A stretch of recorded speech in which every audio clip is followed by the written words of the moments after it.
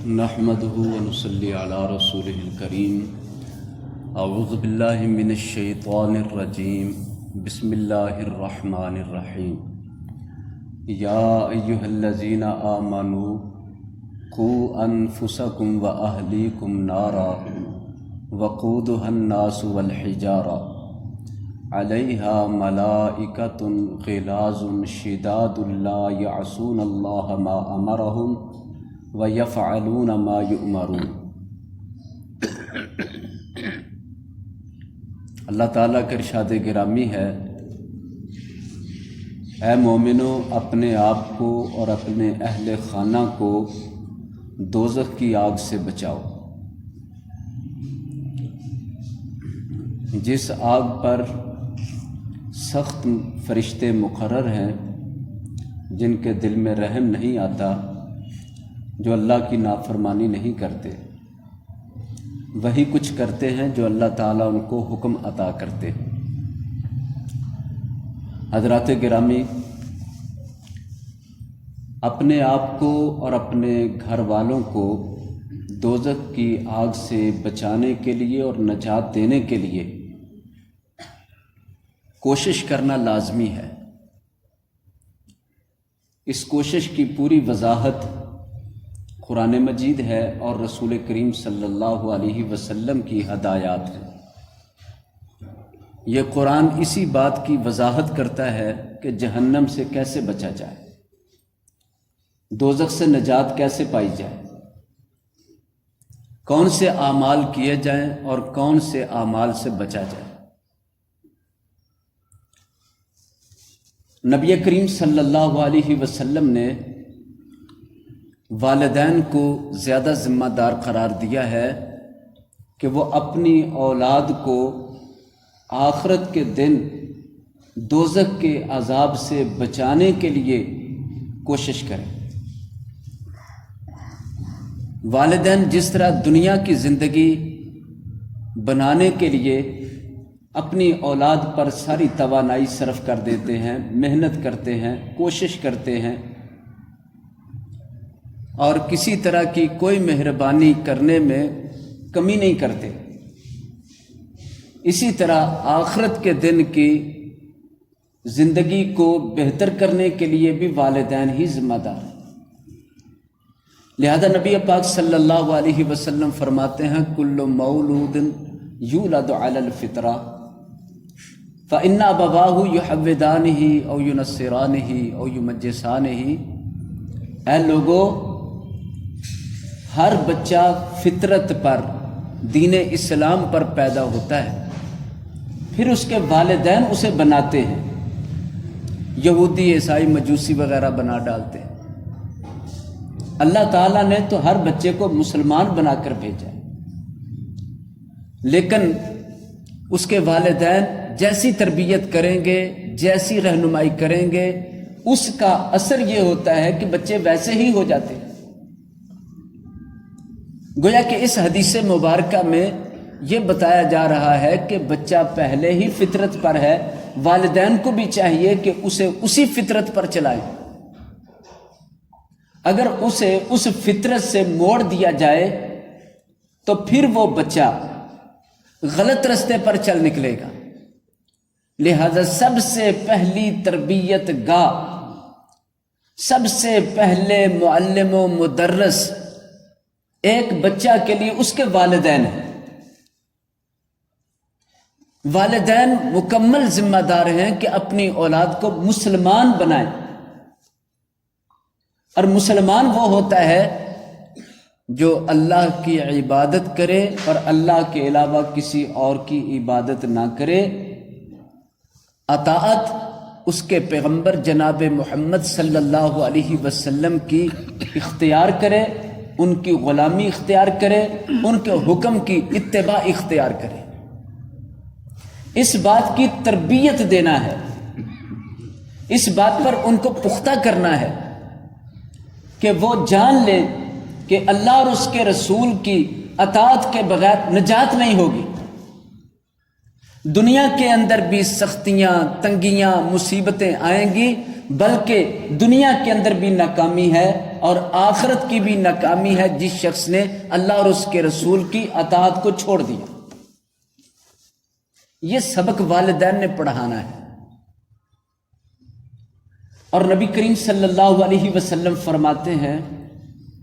کہ والدین اپنی اولاد کو نمازی بنائیں۔ پھر یہاں تک ارشاد فرمایا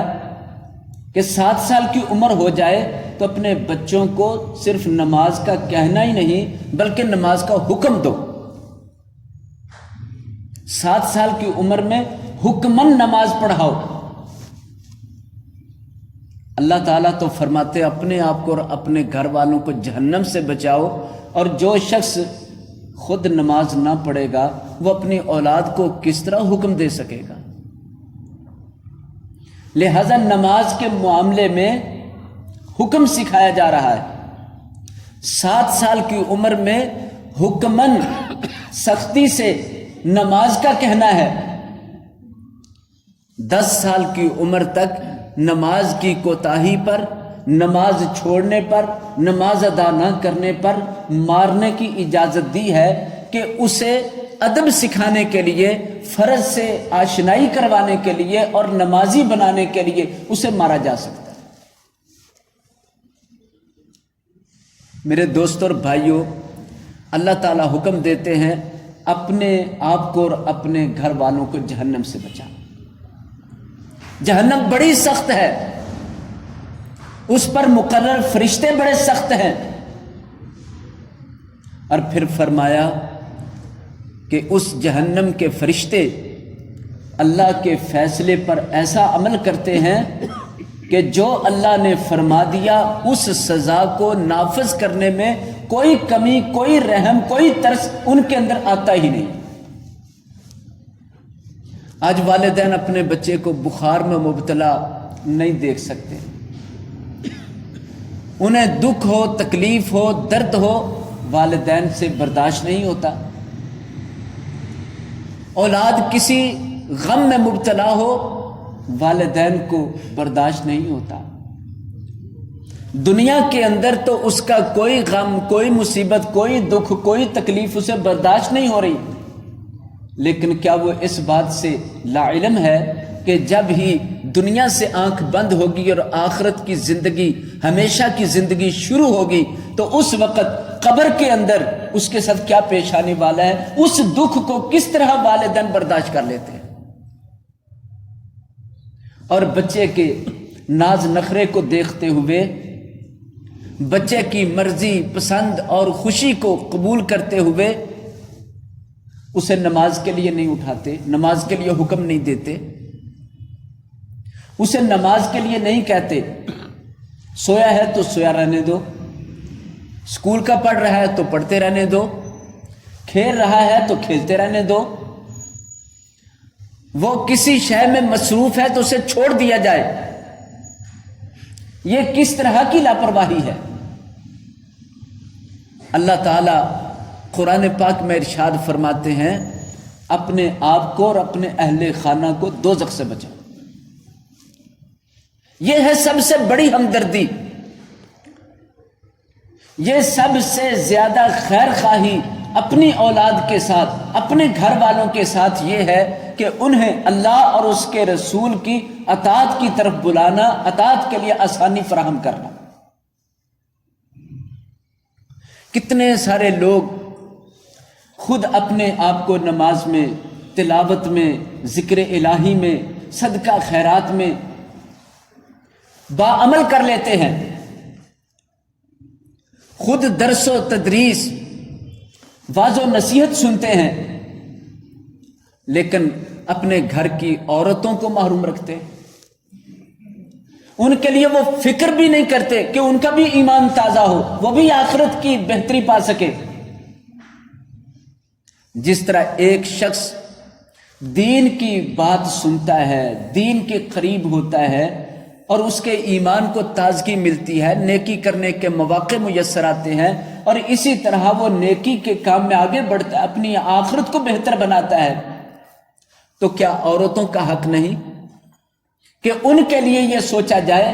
وہ بھی قرآن پاک کو پڑھے، اس کو سمجھیں، اس کا علم حاصل کریں، اور پھر وہ بھی قرآن کا درس، واعظ اور نصیحت کو حاصل کریں تاکہ وہ بھی آخرت کے اندر بہتر ہو سکیں اور آخرت کی زیادہ کمائی کر سکیں۔ میرے بھائیوں، حالت یہ ہے اگر ہم دین کی مجلس سے دور ہوں گے، دین کی تعلیم سے دور ہوں گے، اللہ کی یاد سے دور ہوں گے تو ہمارے دل سخت ہونے لگ جائیں گے۔ یہ سارے واعظ و نصیحت، نماز، روزہ، تلاوت، ذکر، درود شریف، یہ سب کچھ یہ تو روح کی غذا ہے، یہ تو دل کی غذا ہے۔ نہ ملے تو سختی آنے لگ جاتی ہے۔ اور اسی طرح عورتوں کے دل کا بھی حال ہے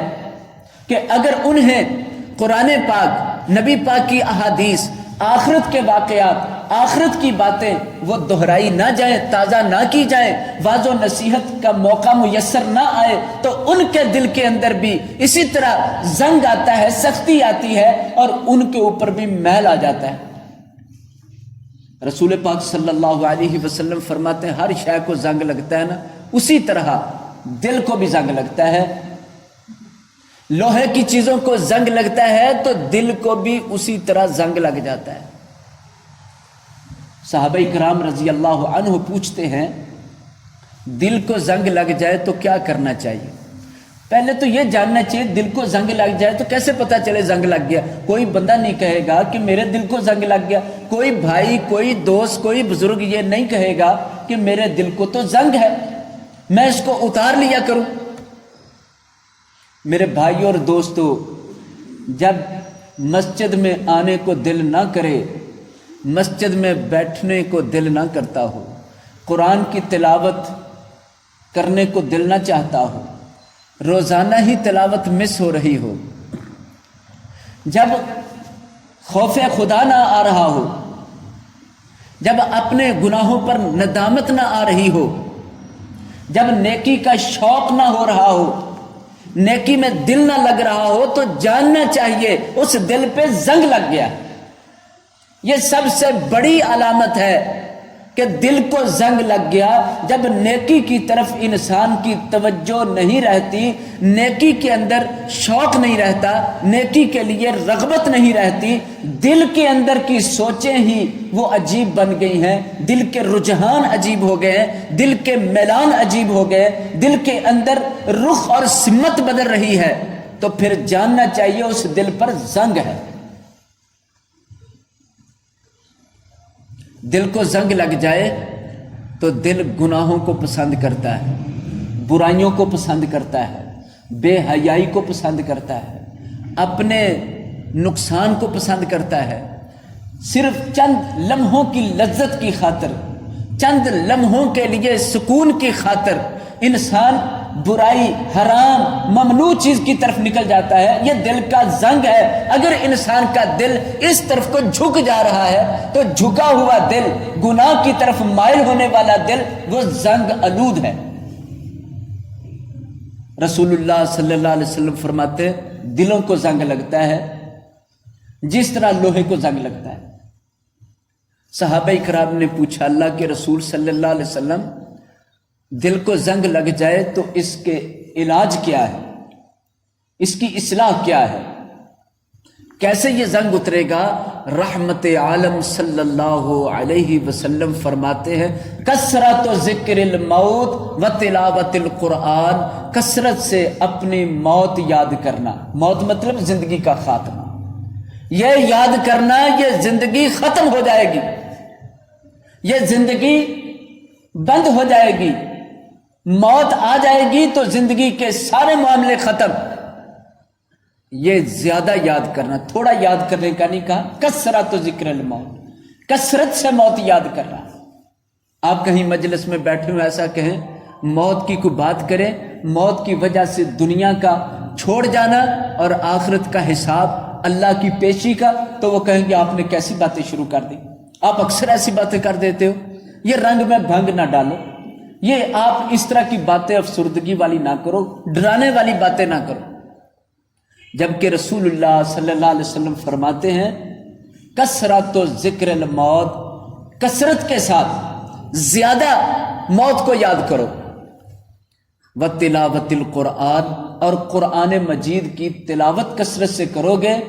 تو اللہ تعالیٰ دل کے زنگ اتار دے گا۔ میرے دوستوں اور بھائیوں، اگر ہم کہیں بیٹھے ہوئے ایک لمحہ کے لیے آنکھیں بند کریں تو ساری دنیا اندھیرا ہو جاتی ہے، کچھ نہیں نظر آتا۔ جب موت آئے گی تو اس وقت بھی اسی طرح اندھیرا ہو جائے گا۔ جس جائیداد کے پیچھے لڑائیاں کی تھی، جھگڑے کیے تھے، جھوٹ بولے تھے، ظلم کیے تھے، نفرتیں رکھی تھی، وہ ساری آنکھوں سے دور ہو گئے۔ ایک آنکھ بند کرنا ہی صرف ہے، آنکھ بند کرتے ہی اندھیرا، سب کچھ غائب، سب کچھ ختم۔ موت جب آئے گی تو یہ سب کچھ ختم ہو جائے گا جن کی بنا پر انسان نے بڑے بڑے جرم کیے، بڑے بڑے گناہ کیے، بڑی بڑی نفرتیں رکھی، بڑے بڑے غلط کام اور غلط قدم اٹھائے۔ صرف ایک موت کا فیصلہ ہے۔ نبی رحمت صلی اللہ علیہ وسلم اس دل کو اللہ کی یاد سے وابستہ رکھنے کی نصیحت فرماتے ہیں اور آخرت کی یاد کے ساتھ اسے آباد کرنے کی نصیحت فرماتے ہیں۔ اس طرح ہم اپنے آپ کو اور اپنے اہل و عیال کو جہنم سے بچا سکتے ہیں۔ جہنم سے بچانے کا یہی ایک قاعدہ ہے۔ کتنے بھائی جمعہ پڑھتے ہیں، ان کے گھر کی کوئی عورت جمعہ نہیں پڑھتی، تو آپ یہاں سے اندازہ لگائیں کہ دین کے معاملے میں کتنی زیادہ جہالت پھیلے گی۔ پھر ہم کہتے ہیں عورتیں بڑی بے دین ہیں، تو بھائی آپ نے کب ذمہ داری ادا کی ہے کہ ان کے دین کو بہتر کیا جاتا، ان کے دین کی اصلاح کی جاتی، ان کے دین میں پختگی کی جاتی، ان کو بھی رسم و رواج کی خرابیوں کا پتہ چلتا، انہیں بھی عقیدے کی خرابیوں کا پتہ چلتا، انہیں بھی دین کے فائدے اور برکتوں کا پتہ چلتا۔ ہم نے تو ان کو دنیا کے اندر پھنسائے رکھا، کاموں میں لگائے رکھا کہ وہ کام کے اندر اسی بات کے اندر رہیں، تو وہ کاموں میں لگی ہوئی اسی رسم رواج کے ساتھ پکی ہو گئی۔ پھر ہم کہتے ہیں کہ عورتیں رسم نہیں چھوڑتی، ہم چھوڑتے ہیں۔ اگر آپ چاہتے ہیں کہ ہم بھی جہنم سے بچ جائیں، اہل و عیال بھی جہنم سے بچ جائیں، تو پھر اپنے بچوں کو، اپنی اولاد کو، اور پھر اپنے گھر کی عورتوں کو، وہ عورت ماں ہو سکتی ہے، بہن ہو سکتی ہے، بیٹی ہو سکتی، بیوی ہو سکتی ہے، وہ جو بھی رشتے والی عورت ہے، اس عورت کو بھی اللہ کے دین کی طرف راغب کرنے کے لیے ایسے مدارس، ایسے مواقع اور ایسی جگہوں پر اہتمام سے لے جانا چاہیے تاکہ ان کا بھی ایمان تازہ ہو سکے، انہیں بھی اللہ کی محبت میں اضافہ نصیب ہو، انہیں بھی دین کے ساتھ ایک رغبت نصیب ہو، اور ان کے فیصلے بھی، ان کی سوچیں بھی بدل جائیں، اور وہ بھی بات کرتے وقت، قدم اٹھاتے وقت رب کے دین کے مطابق اٹھایا کریں۔ حیران کن بات یہ ہے، ایک مرد دین پر چلنا چاہتا ہے اور اس کا کہنا یہ ہوتا ہے کہ عورت گھر کی سب سے بڑی رکاوٹ ہے، وہ دین پر نہیں چلنے دے رہی۔ اس موقع پر عورت جو جرم کر رہی وہ تو ہے ہی، لیکن اس مرد کی ذمہ داری بڑھ جاتی ہے کہ وہ اپنی اس عورت کا اللہ کی طرف سے ذمہ دار ٹھہرایا گیا تھا، اللہ کی طرف سے اس کا رہبر بنایا گیا تھا، اس کے اوپر ایک حاکم بنایا گیا تھا۔ اسے چاہیے کہ وہ اپنی اس عورت کو دین کی طرف لانے کے لیے اپنی کوشش شروع کرے تاکہ وہ رکاوٹ بند ہو جائے۔ لڑائی کرنا، جھگڑا کرنا، برا بھلا بولنا، اس کی برائی پر، اس کے گناہ کے کام پر، یہ تب ہے جب آپ نے اسے اصلاح کا موقع دیا ہو، پھر آپ اسے تنقید کریں، ورنہ دین کے نام پر تنقید کرنا کوئی اچھا نہیں کہ اپنے ہی بچوں، اپنے ہی بھائیوں، اپنے ہی دوستوں، اپنی ہی عورتوں کو بے دین کہتے جانا، دین کا مخالف کہتے جانا، ان کو دین کا دشمن کہتے جانا، اس طرح انسان کا چھٹکارا ہونے والا نہیں ہے۔ لہٰذا یہ بہت ضروری ہے دین کا شوق پیدا کیا جائے، اللہ اس کے رسول کی مرضی سمجھی جائے، یہ اللہ اور اس کے رسول کے پیغام کو آگے پھیلایا جائے۔ پھیلانے کے لیے سب سے اہم ترین جو مواقع ہیں، اہم ترین جو افراد ہیں، جہاں ذمہ داری بھی ہے، جہاں آسانی بھی ہے کہ انسان وہاں تک دین کو پہنچا سکتا ہے، اللہ کے قانون کو پہنچا سکتا ہے، اللہ تعالیٰ کے حکموں کو پہنچا سکتا ہے، وہ اپنے ہی گھر والے ہیں۔ جس بندے کے اپنے گھر والے وہ دین کے پیاسے ہوں، دین کی کھیت ان کی بنجر ہوتی جا رہی ہو، دل بنجر ہوتے جا رہے، اور وہ باہر دین کی تبلیغ کر رہا ہو، باہر دین کی بات کر رہا ہو، تو اس شخص نے اپنے گھر والوں کو محروم رکھا ہوا ہے۔ اللہ تعالیٰ فرما رہے ہیں یا ایھا الذین آمنوا قوا انفسکم واہلیکم نارا، اے مومنو اپنے آپ کو اور اپنے گھر کے تمام افراد کو دوزخ سے بچاؤ۔ پھر اللہ تعالیٰ فرماتے ہیں کہ دوزخ سے بچانے کا اس لیے کہا، دوزخ سخت ہے،